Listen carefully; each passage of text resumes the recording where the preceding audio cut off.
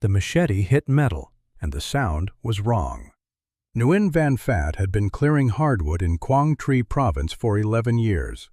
He knew what his blade sounded like when it struck root, when it struck rock, when it caught the edge of an old French drainage pipe buried since the colonial era. This was none of those things. This was a hollow, ringing note, like striking the side of a cathedral bell wrapped in wet canvas. He pulled the machete free and saw a streak of olive-drab paint beneath the vine. Drop a comment and let us know what city or part of the world you're tuning in from. And if this kind of storytelling is your thing, we'd love to have you subscribed. It was the spring of 2003. The logging crew, 8 men, all locals from a village near the Laotian border, had been working a stand of tropical hardwood about 14 clicks northwest of the old combat base at Khe Sanh. This was deep jungle, the kind of place where the canopy grew in 3 layers, and sunlight reached the ground only as a dim, greenish suggestion. The air tasted of rot and chlorophyll. Leeches dropped from the branches. The men wore rubber boots and long sleeves even in the heat, because the underbrush cut skin like paper. Phat called the foreman. Together, they hacked away at the vegetation and uncovered a curved surface of corroded aluminum, perhaps 2 meters across. It took them another hour to realize what they were looking at. The shape was wrong for a vehicle, wrong for a storage tank, wrong for anything that belonged in the jungle. It was the fuselage of a helicopter. The tail boom emerged first, bent at a 30-degree angle where it had struck a mahogany trunk on the way down. Then the cargo bay collapsed inward on the left side, but largely intact on the right. Then the cockpit. The plexiglass chin bubble was shattered, and through the opening the men could see the instrument panel. Dials and gauges frozen in position, their faces clouded by decades of humidity and mold. The cyclic stick protruded from the floor at an angle, and resting on the cyclic, still gripping it with the remains of leather flight gloves, were the bones of a human hand. None of the loggers touched anything after that. Phat sent his youngest man running back to the village, a 3-hour trek through the bush, to find a telephone. The foreman sat down on a fallen log and smoked a cigarette. He had been a child during the American War. He remembered the helicopters. Everyone in Quang Tri remembered the helicopters. The sound of the rotor blades had been the soundtrack of his childhood, sometimes meaning salvation, sometimes meaning death, always meaning that the world beyond the tree line had decided to pay attention to this particular patch of earth. He had not heard that sound in 34 years. But looking at the wreckage in front of him, the corroded metal and the shattered glass and the bones still holding the controls, he could hear it again. The rhythmic percussion of the Huey, the whine of the turbine, the way the air moved when it was close. It came back to him all at once, and for a moment he was 6 years old again, watching the sky from a drainage ditch while his mother pressed his face into the mud. The police arrived the next morning, then the provincial authorities. Then, within 72 hours, a phone call was made from Da Nang to Hanoi, from Hanoi to a joint liaison office, and from the liaison office to a number in Hawaii that connected to the Joint POW/MIA accounting command. The message was brief. A helicopter had been found, American markings, human remains in the cockpit. And something else, something the logging crew had not noticed at first because the vegetation had grown over it so completely that it looked like part of the forest floor. In the cargo bay, lashed to the deck with nylon straps that had turned brittle and white with age, sat 6 aluminum cases, each one sealed with a combination lock. Nobody in that jungle knew what was inside those cases, but someone in Washington did. Because within 48 hours of that phone call, before any formal investigation had been opened, before any identification had been attempted, before the bones had even been removed from the cockpit, a directive arrived from the Department of Defense requesting that all materials recovered from the site be transported to a secure facility and held under restricted access. The directive did not explain why. It did not name the pilot. It did not reference the helicopter's unit or mission. It simply stated, in the flat, bureaucratic language of a government that has had decades of practice at saying nothing, that the matter was of ongoing sensitivity. The loggers were paid for their trouble and told not to speak to journalists. Most of them complied, but Nguyen Van Phat kept one detail to himself, something he had seen through the broken windscreen in that first moment, before the police arrived, before the officials, before the Americans. The skeleton in the pilot's seat was still wearing its helmet, and the visor was down. Whoever had been flying that helicopter had been looking straight ahead when the jungle swallowed him whole. The 4-point harness was still buckled. After 34 years, the metal clasp still held. The recovery team arrived on the 4th day. There were 7 of them, 3 Americans from JPAC, a forensic anthropologist from the Central Identification Laboratory in Hawaii, 2 Vietnamese liaison officers, and a photographer whose job it was to document everything before anyone touched it. They cut a landing zone 300 meters east of the crash site because the canopy was too dense to rappel through, and they humped their gear in on foot along the path the loggers had cleared. The forensic anthropologist was a woman named Dr. Carolyn Jessup, and she had spent the better part of 15 years examining the remains of American servicemen recovered from Southeast Asia. She had worked crash sites in Laos, Cambodia, the Central Highlands, the Asha Valley. She had cataloged bones that had been burned, scattered by animals, dissolved by acidic soil, shattered by high-velocity impact. She thought she had seen everything, but when she climbed up onto the Huey skid and looked through the shattered chin bubble into the cockpit, she stood there for a long time without speaking. The skeleton was remarkably complete. The tropical environment should have accelerated decomposition. The humidity, the insects, the microbial activity of the jungle floor. But the cockpit had formed a kind of sealed chamber. The overhead greenhouse windows were intact, creating a partial enclosure. Vines had grown over and around the aircraft so completely that the interior was effectively insulated from the worst of the weather. The result was a natural preservation environment that had kept the remains in extraordinary condition. He was still in his seat. The 4-point harness crossed his chest and lap, the metal buckle resting against the sternum. His flight gloves, standard-issue Nomex, the kind that every Army aviator wore, had fused to the cyclic stick through a chemical process of slow decay, the leather bonding with the rubber grip over decades. His helmet, an SPH-4, sat slightly cocked on the skull, the dark visor in the down position.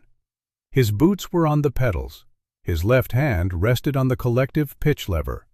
He was, in every physical sense, still flying. Dr. Jessup spent 2 days documenting the cockpit before she removed anything. She photographed the skeleton from every angle. She measured the position of the limbs, the angle of the spine, the alignment of the pelvis in the seat. She noted that there was no evidence of high-energy impact, no compression fractures of the vertebrae, no shattered femurs, no crushed pelvis. The crash had been survivable. The helicopter had come down at a relatively low rate of descent, probably auto-rotating, probably under some degree of control. The tail boom had struck a tree, which had slowed the descent further. The skids had absorbed the final impact. By the standards of helicopter crashes in the jungle, this was a gentle landing. So why had the pilot not walked away? She found the answer when she examined the left femur. A clean transverse fracture mid-shaft with no signs of healing. The right tibia showed a similar break. Both legs had been broken on impact, not crushed, not shattered, but snapped cleanly in a manner consistent with the legs being braced against the anti-torque pedals at the moment of contact. He had been flying when he hit the ground. He had been conscious, controlling the aircraft, and the impact had broken both his legs and left him strapped in his seat, unable to move, in the middle of a jungle so dense that a man standing 10 meters from the helicopter would not have been able to see it. The dog tags were still around his neck, hanging from a standard-issue ball chain that had turned green with verdigris.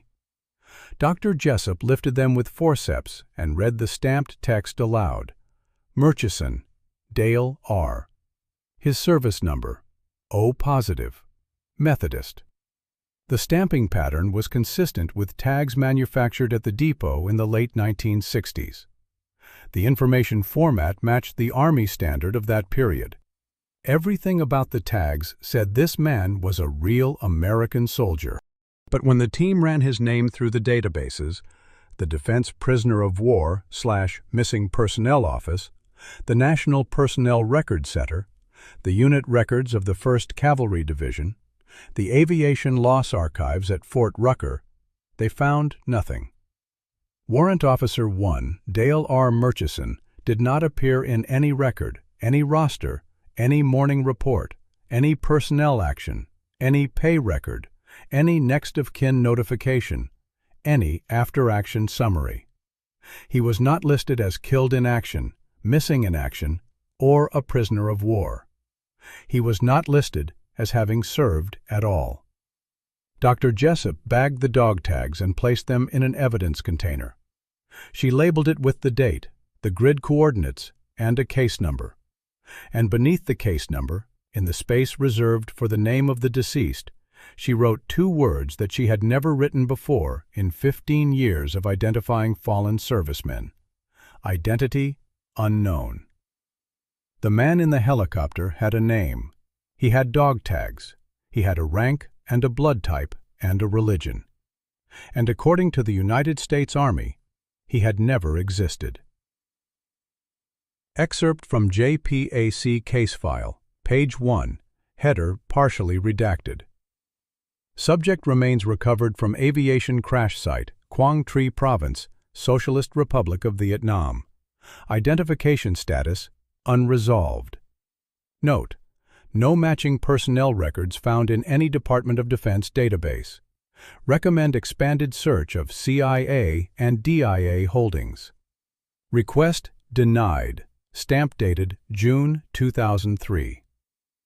The investigation should have been straightforward. A helicopter. A body. Dog tags with a name. In the vast majority of MIA recovery cases, this combination of evidence produces a positive identification within weeks. The tags give you a name. The name gives you a unit. The unit gives you a mission history. The mission history gives you a date of loss. And the date of loss gives you a family, a mother, a father, a wife, a son, who has been waiting 30 or 40 years for a phone call that begins with the words, "We found him." But Dale R. Murchison broke the system. Every search came back empty. The investigators at JPAC expanded their queries. They searched variant spellings. They searched phonetic equivalents. They searched the records of every branch of service, not just the Army. They contacted the National Archives. They submitted queries to the Social Security Administration, the Veterans Administration, the Selective Service System. They even ran the name through the FBI's criminal database on the theory that perhaps Murchison had deserted and been living under his real name somewhere in the United States for the past 3 decades. Nothing. The man did not exist. Or, more precisely, the man existed because his bones were sitting in a laboratory in Hawaii, but the record of his existence had been completely and thoroughly erased from every institutional memory of the United States government. This is not as unusual as it sounds. During the Vietnam War, the Central Intelligence Agency and the Defense Intelligence Agency ran a series of covert programs that required what the intelligence community calls legend building, the creation of false identities for operatives working in denied areas. Pilots who flew for Air America, the CIA's proprietary airline, often carried documentation that linked them to military units where they had never served. Special operations personnel who crossed into Laos and Cambodia under the secret programs known by various code names were sometimes issued cover identities that existed only in a single classified file, accessible to fewer than a dozen people. But those programs had names. They had administrative trails. They had budget lines buried in the black portion of the defense appropriation.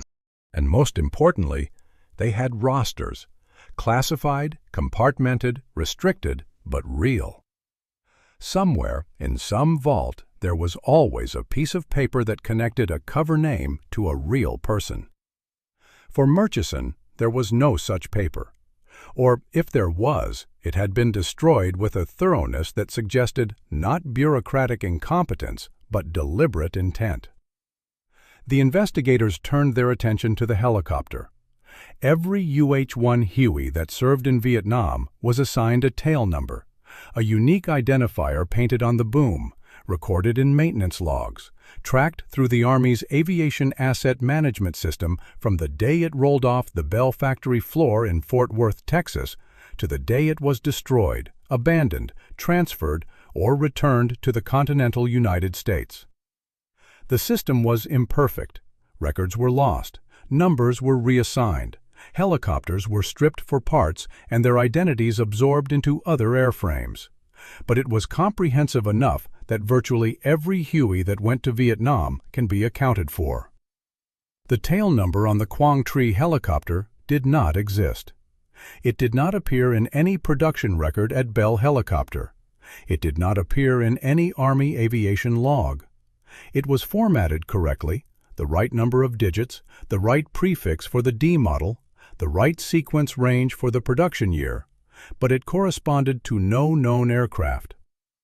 Someone had assigned this helicopter a number that looked real but wasn't. Someone who knew exactly how the numbering system worked. The investigation was 6 weeks old. It had consumed hundreds of man-hours. It had involved queries to 14 separate government agencies. And it had produced exactly one conclusion. Whoever Dale Murchison was, and whatever he had been doing in a Huey over Quang Tri Province in the autumn of 1969, somebody with extraordinary access and extraordinary authority had decided that it needed to disappear. Not just the mission, not just the man, the entire fact of his existence. And they had almost succeeded. The old man answered the door in a bathrobe and slippers.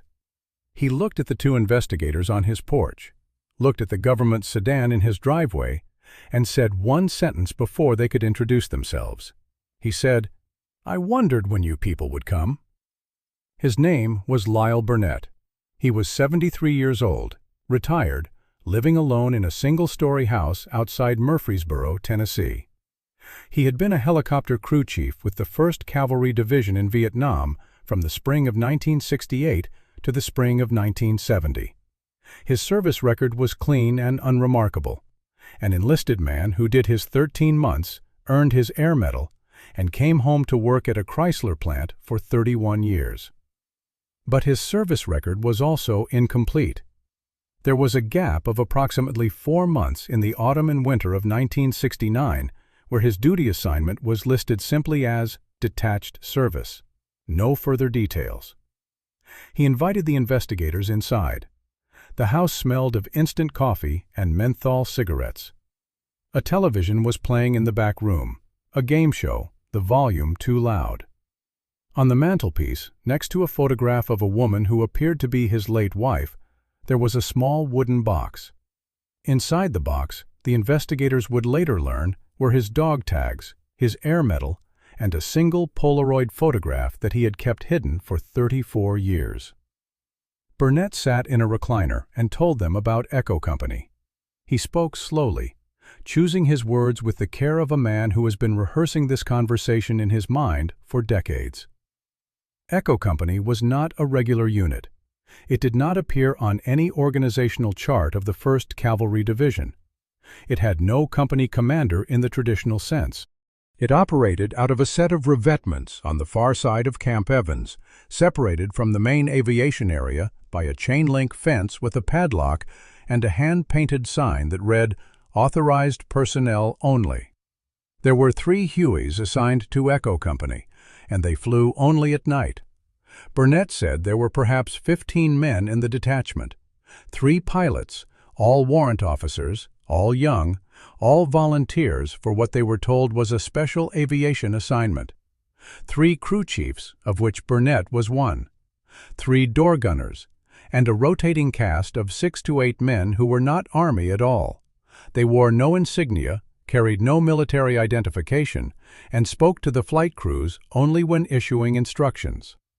Burnett said these men arrived at Camp Evans by jeep after dark and left before dawn. They never ate in the mess hall. They never used the latrine. It was as if they existed only between sunset and sunrise.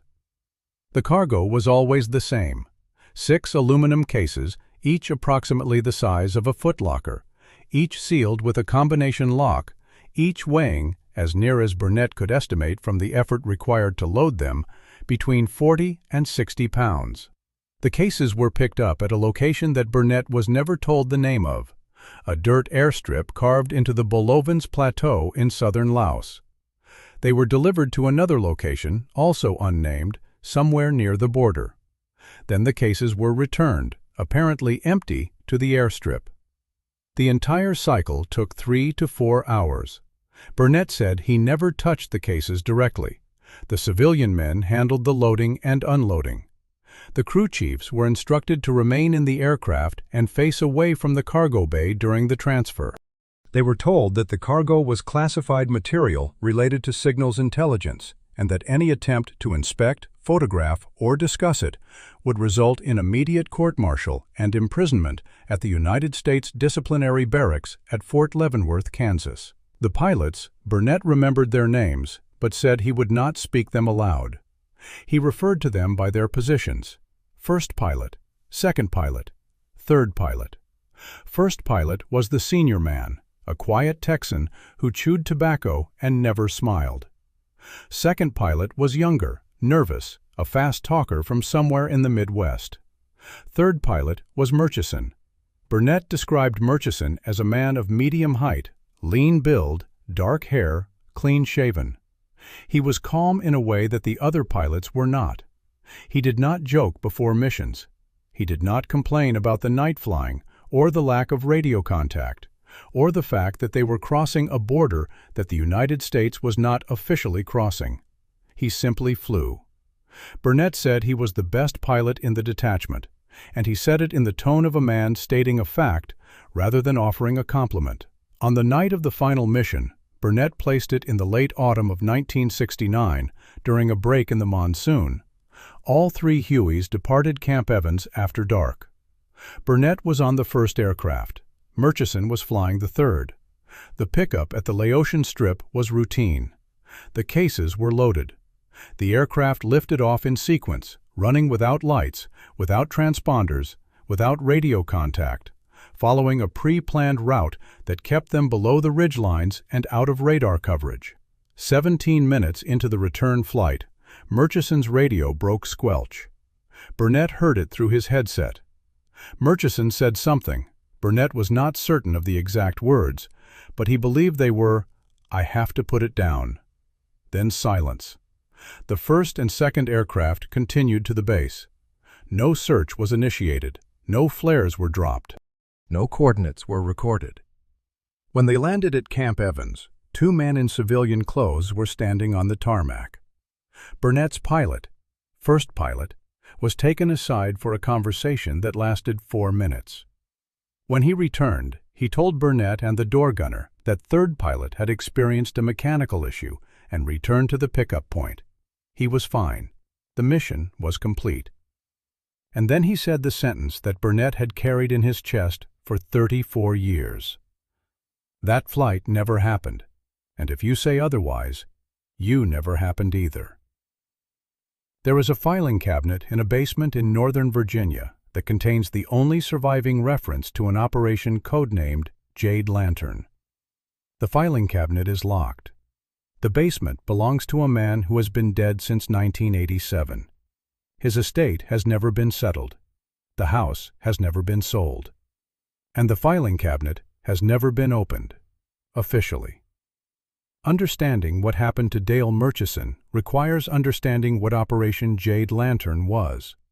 And understanding Jade Lantern requires understanding a simple, terrible fact about the Vietnam War that the United States government has never fully acknowledged.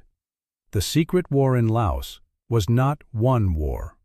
It was several wars, run by several agencies with several agendas, and not all of those agendas were compatible.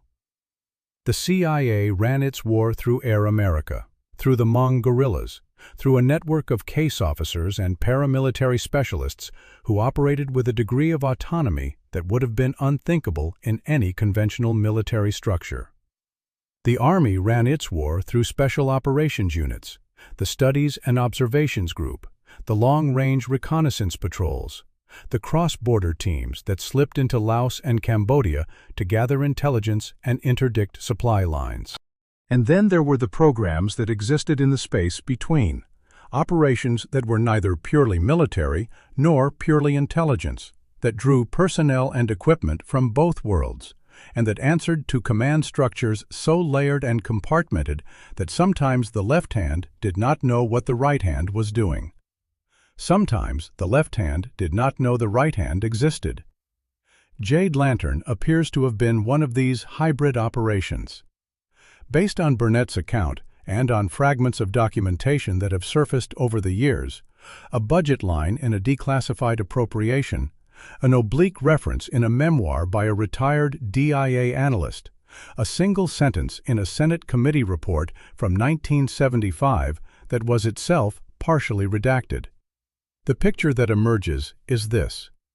Beginning in the summer of 1969, a small aviation detachment operating under the administrative cover of the 1st Cavalry Division was tasked with transporting materials between 2 points in Laos along a route that paralleled but did not cross the Ho Chi Minh Trail. The materials were contained in 6 aluminum cases. The cases were loaded by civilian personnel, almost certainly CIA contractors or case officers, and transported by Army pilots who were told nothing about the contents. The flights occurred approximately twice per week over a period of 3 to 4 months. The route was always the same. The procedure was always the same. The cases went out full and came back empty. What was in the cases? This is where the story breaks open, and everything the listener has been told begins to look different. For 34 years, the assumption, if anyone had thought about it at all, would have been that Jade Lantern was a supply run. Weapons for the Hmong, gold for CIA-funded warlords, communications equipment for stay-behind networks. The secret war in Laos consumed enormous quantities of material, and much of it was delivered by exactly this kind of off-the-books aviation operation. But the cases went out full and came back empty. This means the delivery was one way, and the delivery point was not a Hmong village or a CIA base camp. According to Burnett, the delivery point was a location near the Vietnamese border, not inside Laos, but on the edge. A location where the recipients could have been Vietnamese, Laotian, or American. And the cases came back empty, which means whatever was inside them was being consumed, distributed, or, and this is the possibility that changes everything, exchanged. What if Jade Lantern was not a supply operation? What if it was a transaction? The retired DIA analyst, writing under a pseudonym in a memoir published in 1992 by a small press that went out of business the following year, describes a program that he refers to only as the Lantern Series. He writes that the Lantern operations involved the exchange of captured North Vietnamese intelligence materials, documents, photographs, codebooks, order of battle assessments, between American intelligence and a third party whose identity he does not reveal.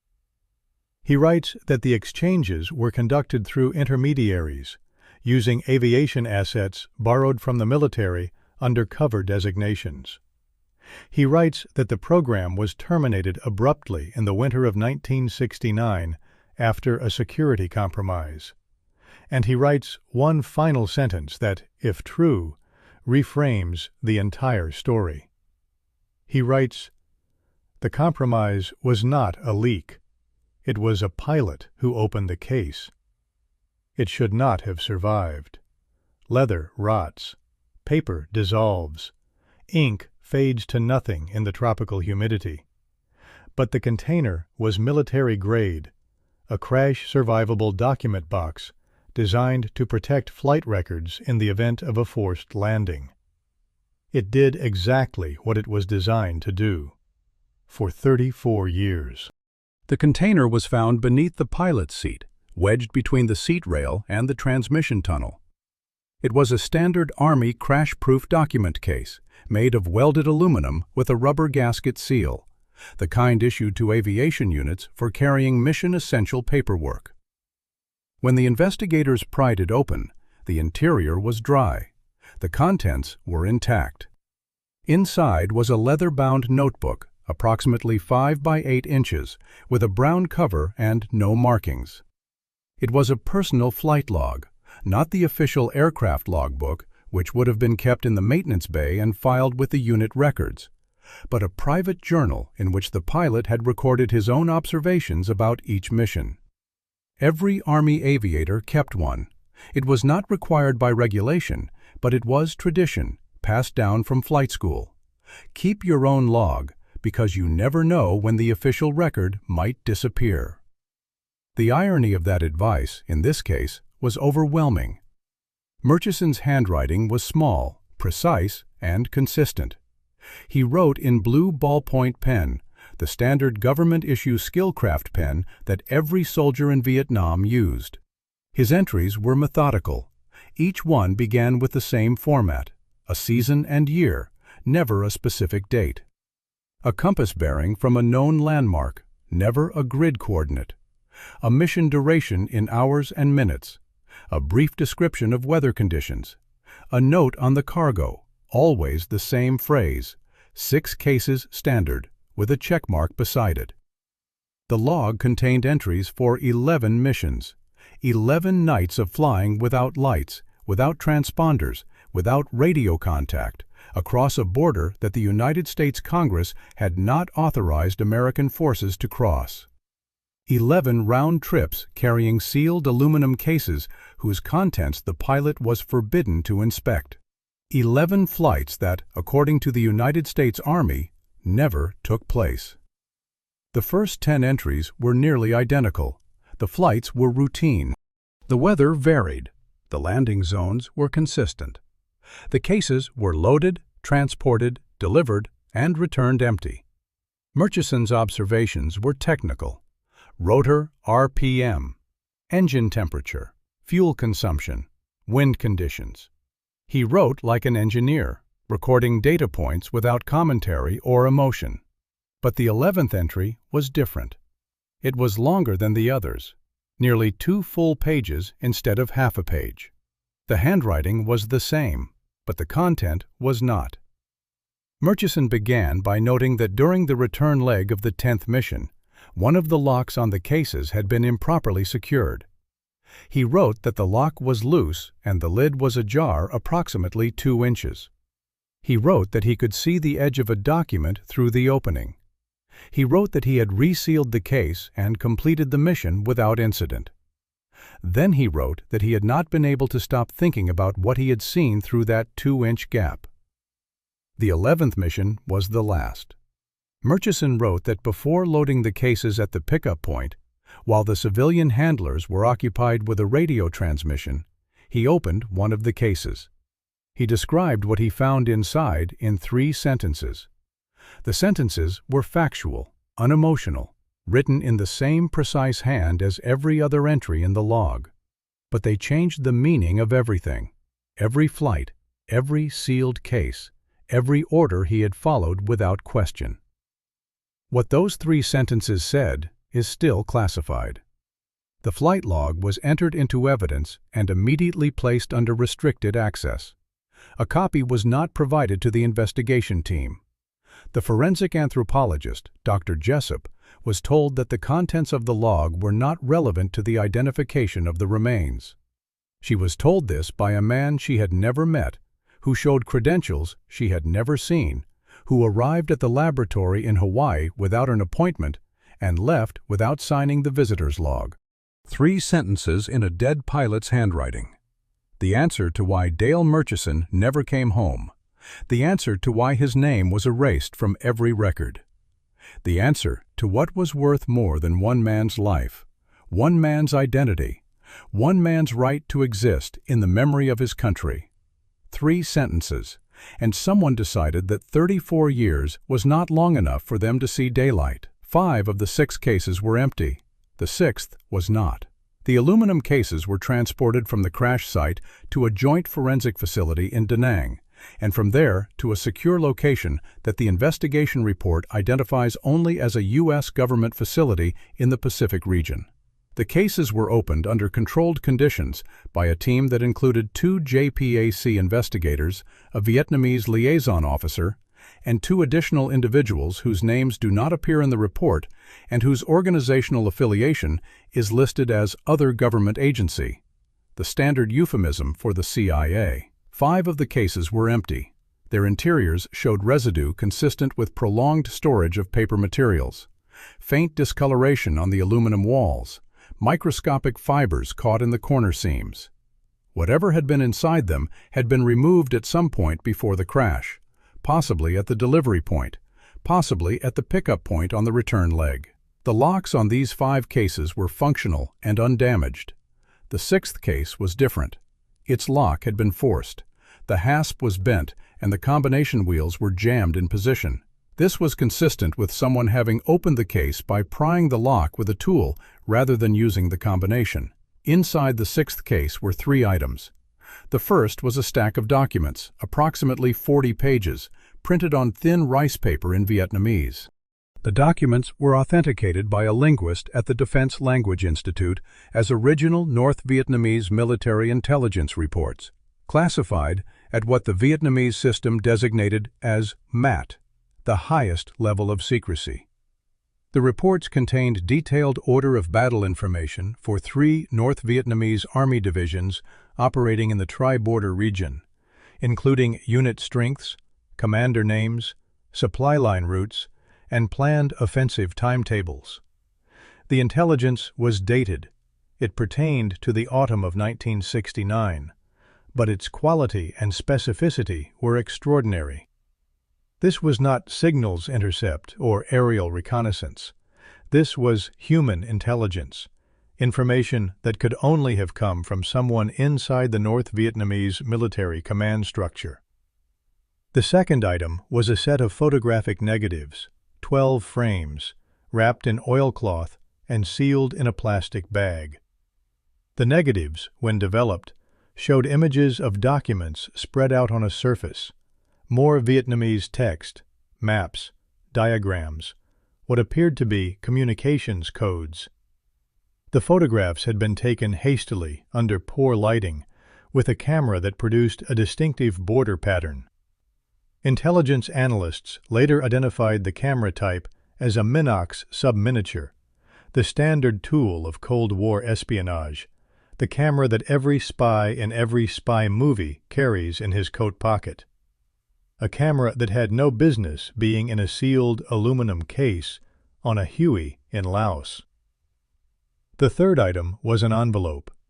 It was a standard white business envelope, unsealed, with a typewritten address on the front. The address was a post office box in Arlington, Virginia, not the Pentagon's zip code, but close. The post office box, according to United States Postal Service records, had been registered in the spring of 1968 to a name that appeared in no government directory, no telephone listing, no property record, no tax filing. The name on the registration form was typed, not handwritten. The signature was illegible. The identification provided at the time of registration was a military ID card, but the ID number did not match any known service member. Someone had built a ghost, a paper identity attached to a post office box, attached to an operation, attached to a pilot who also did not exist, attached to a war that was not supposed to be happening. The pipeline was elegant in its simplicity. Vietnamese intelligence flowed from an asset inside the NVA, was packaged and sealed in aluminum cases, loaded onto Hueys flown by pilots with fabricated identities, transported across Laos, and delivered to handlers who forwarded it to an address in Arlington. The entire chain was designed to be deniable at every link.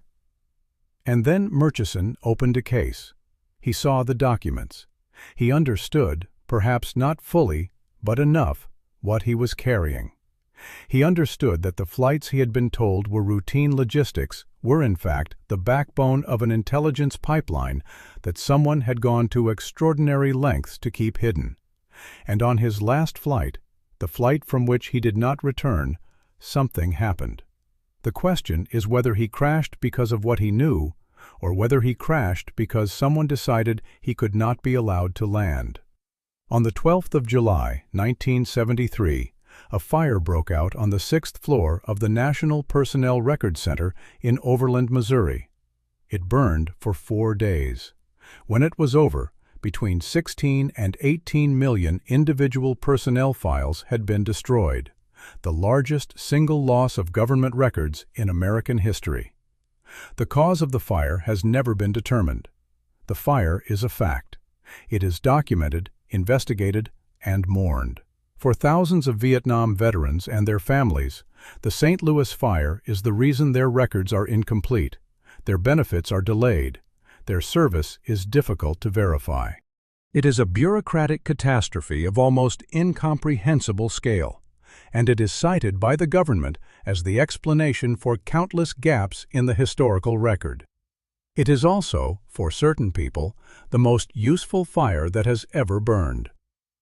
When the journalist from Stars and Stripes, a reporter named Philip Krauss, who had been covering MIA recovery operations in Southeast Asia for 7 years, filed his Freedom of Information Act request regarding Echo Company, Operation Jade Lantern, and Warrant Officer Dale R. Murchison, the response arrived with unusual speed. FOIA requests to the Department of Defense typically take months, sometimes years. Krauss's response came in 11 days. The letter was 3 paragraphs long. The first paragraph acknowledged receipt of the request. The second paragraph stated that a search of relevant holdings had been conducted. The third paragraph stated that all responsive records had been destroyed in the 1973 fire at the National Personnel Record Center and were therefore unavailable. The letter expressed regret for the inconvenience and encouraged the requester to submit any additional questions through proper channels.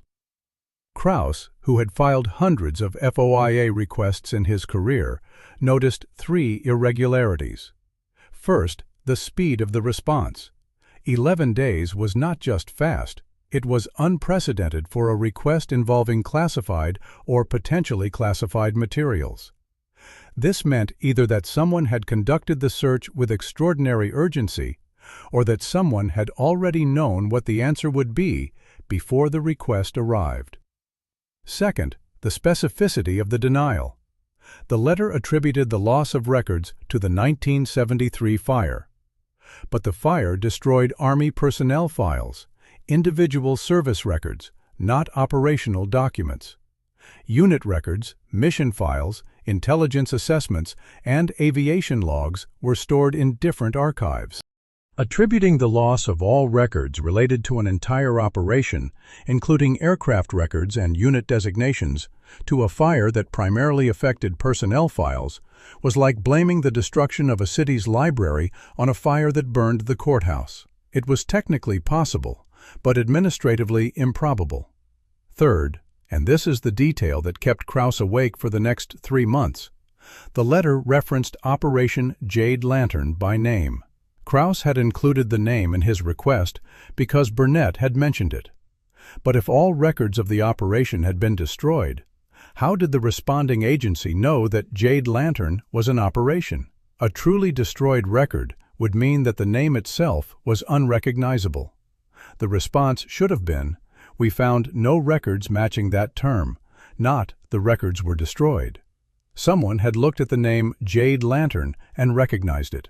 Someone knew what it was, which meant the records were not destroyed. They were hidden. Krauss submitted a follow-up request, this time targeting the CIA's records specifically. The response took 6 months and consisted of a single sentence. Neither the existence nor the non-existence of records responsive to your request can be confirmed or denied, as such confirmation or denial would itself constitute a disclosure of classified information. This is called a GLOMAR response. It is the intelligence community's way of saying yes without saying yes. It is the response you get when the thing you are asking about is real, but they cannot admit it is real because admitting it is real would reveal something they are not willing to reveal. Krauss began writing a story. He conducted 14 interviews. He traveled to Tennessee to speak with Burnett. He obtained a partial copy of the JPAC investigation report through a source he declined to identify. He assembled a timeline, cross-referenced unit deployments, mapped flight routes, and compiled a list of every aviation loss attributed to the 1st Cavalry Division in the autumn of 1969. His story ran to 12,000 words. It was thorough, careful, sourced, and devastating. He submitted it to his editor in the spring of 2004. The story was never published. Krauss was reassigned to a bureau in Germany the following month. He has not written about Vietnam since. He lived under a different name now. He had lived under a different name for 34 years. It was not his idea. It was not a choice. It was the price of walking away. The investigators found him through Burnett. Burnett had said he would not speak the pilots' names aloud, but he had been willing to provide a single detail. Second pilot had a scar on his right hand, a burn from a magnesium flare that had ignited inside the cockpit during a monsoon flight. Burnett said second pilot had been evacuated for treatment and returned to duty with a hand that looked like melted wax from the knuckles to the wrist. A query to Veterans Administration medical records, burn injuries, right hand, aviation personnel, 1969, Vietnam, returned 4 matches. 3 of the 4 men were dead.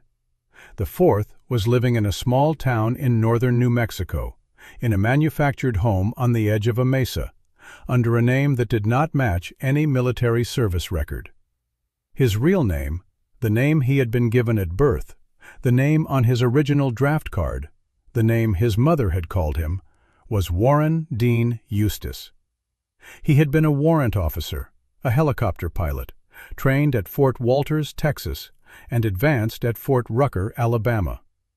He had arrived in Vietnam in the spring of 1969 and had been assigned to the 1st Cavalry Division's Aviation Battalion. 4 months later, he was detached to Echo Company. His service record, like Murchison's, showed a gap during the relevant period. Detached service, no further details. Unlike Murchison, Eustace had come home. He had completed his tour, rotated back to the world, and been processed out of the Army at Oakland in the spring of 1970. But somewhere between Oakland and his hometown in Missouri, Warren Dean Eustace had ceased to exist. He did not return to his family. He did not collect his final pay. He did not apply for veterans' benefits. He simply vanished and reappeared 6 months later in New Mexico with a new Social Security number, a new driver's license, and a new name. The investigators drove to New Mexico. They found the manufactured home at the end of a dirt road surrounded by juniper and sage.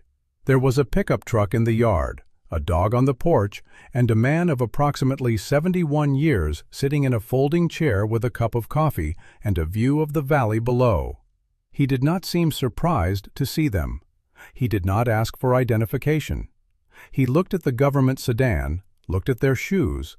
"You can always tell government men by their shoes," he said later, and invited them to sit. He said he would talk to them once for 1 hour and nothing would be recorded. If they agreed, he would tell them about the night Murchison disappeared. If they did not agree, they could leave. They agreed. Eustace confirmed everything that Burnett had described: Echo Company, the night flights, the sealed cases, the civilian handlers, the absence of records, radio contact, or official orders. He confirmed Jade Lantern, though he said he had never heard the name until years later.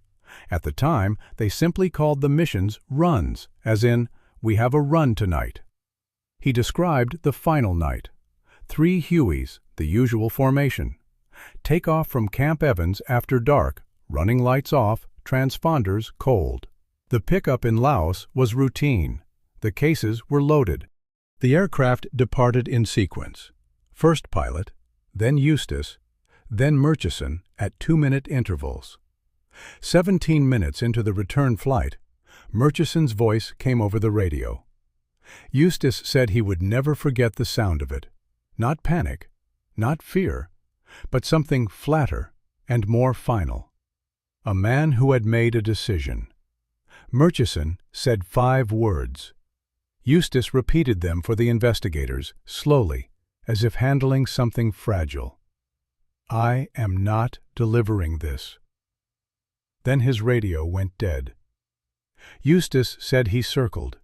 He burned fuel he did not have, flying a wide orbit over the coordinates where he estimated Murchison's aircraft should have been.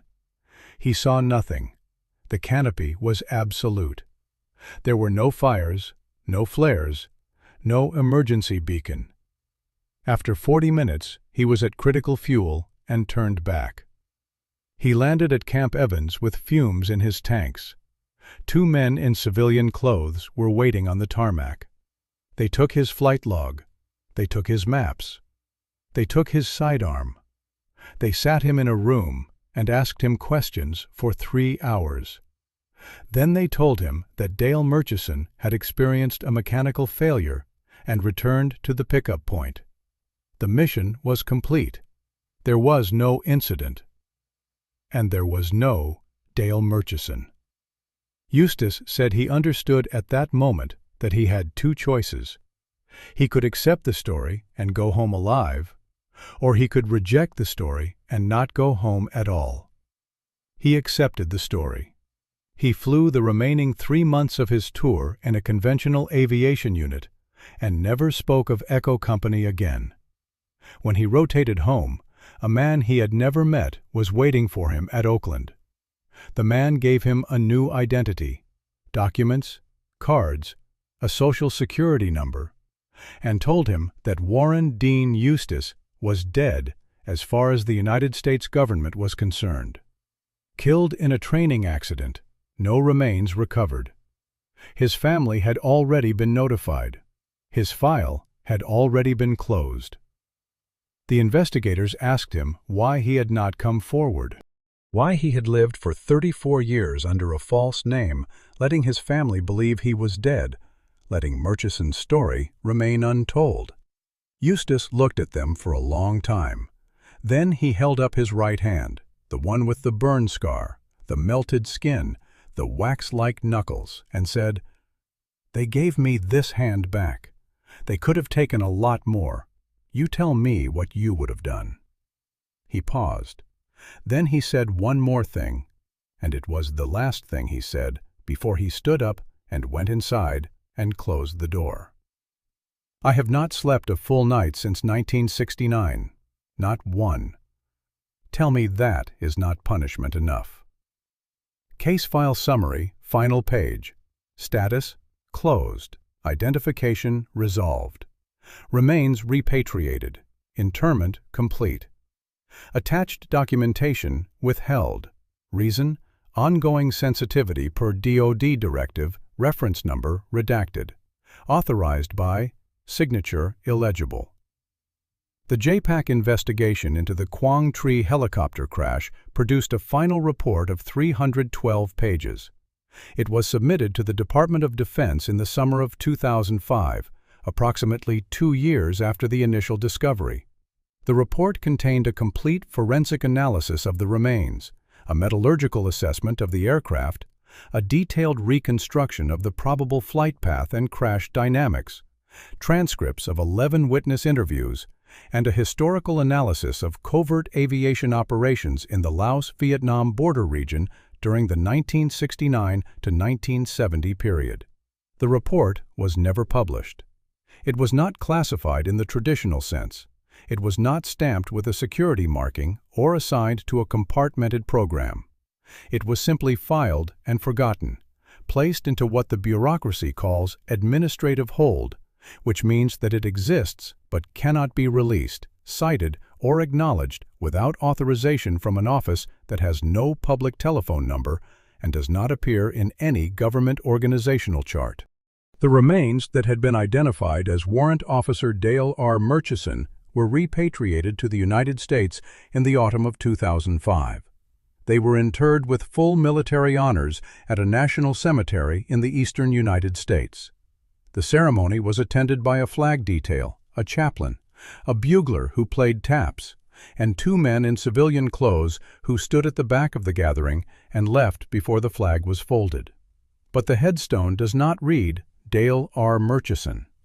The name on the white marble marker is different, a name that appears in no military record, no personnel file, no missing persons database. It is a third identity, neither the name on the dog tags nor any name that the investigation was able to connect to a living or dead American. It is a name that was provided to the cemetery by the Department of Defense, along with a set of paperwork that the cemetery administrator described in a later interview as the most unusual burial authorization he had processed in 27 years of service. He did not elaborate on what made it unusual. He said he had been asked not to. The 6 aluminum cases disappeared from the evidence chain sometime between their arrival at the Pacific facility and the closing of the investigation. The case inventory shows them logged in, but not logged out. A notation in the margin, in handwriting that does not match any investigator on the team, reads, "Materials transferred per standing instruction."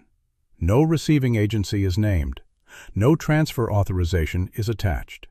The journalist, Krauss, filed 4 additional FOIA requests over the following 2 years. All were denied. He was reassigned to a bureau in Stuttgart, Germany, where he covered NATO exercises and European defense policy. He kept a copy of his unpublished article in a personal safe deposit box. In a conversation with a colleague years later, he said that the article was the best work he had ever done, and that he had been told, in terms that he took very seriously, that publishing it would be a mistake he would make only once. The retired crew chief, Lyle Burnett, died of a heart attack in his home in Murfreesboro, Tennessee, 4 months after his interview with the investigators. He was 73 years old. His death was not suspicious. There was no autopsy.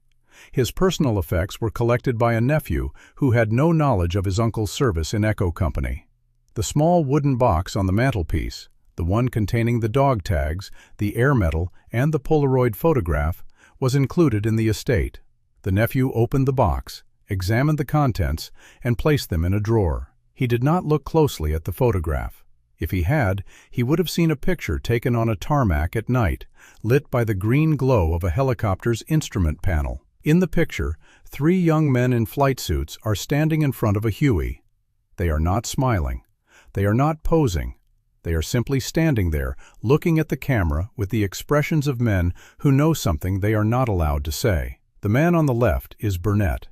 The man in the middle is Eustace. The man on the right is shorter than the other 2, lean, dark-haired, clean-shaven. There is no name written on the back of the photograph. There has never been a name. There was never supposed to be a name.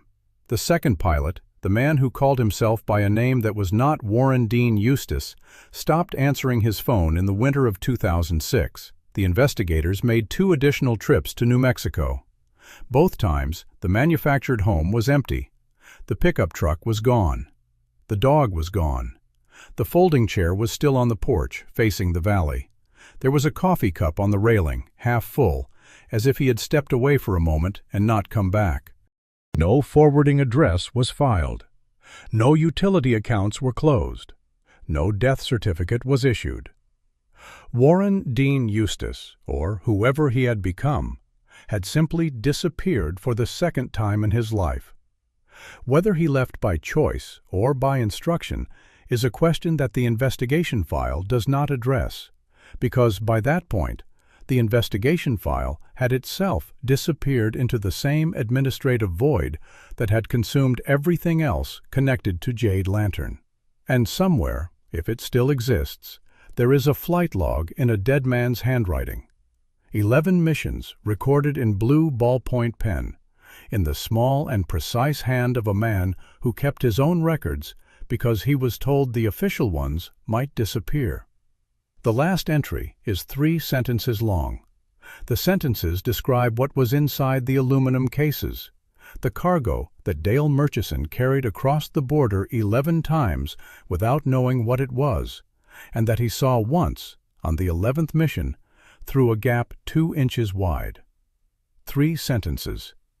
The answer to who Murchison was, why he was erased, why he said 5 words on the radio and put his helicopter into the jungle, why a man in New Mexico has not slept in 34 years, why a journalist was transferred to Germany, why a crew chief died with a photograph he never showed anyone, and why the United States Army buried a man whose name it will not speak under a headstone that bears a name that belongs to no one. 3 sentences that someone decided the world was not ready to read. The file remains sealed. The case remains closed. And the jungle in Quang Tri Province, where the loggers found the Huey with the pilot still strapped in and the visor still down, has grown back over the place where the helicopter once was. The vines have returned. The canopy has closed. And the forest has done what it has always done in that part of the world. It has swallowed the evidence and kept its silence. This story is a dramatic reconstruction inspired by declassified reports and veteran accounts. Names, unit designations, and certain details have been altered or fictionalized for narrative purposes. This video is not intended to represent any specific real individuals or events.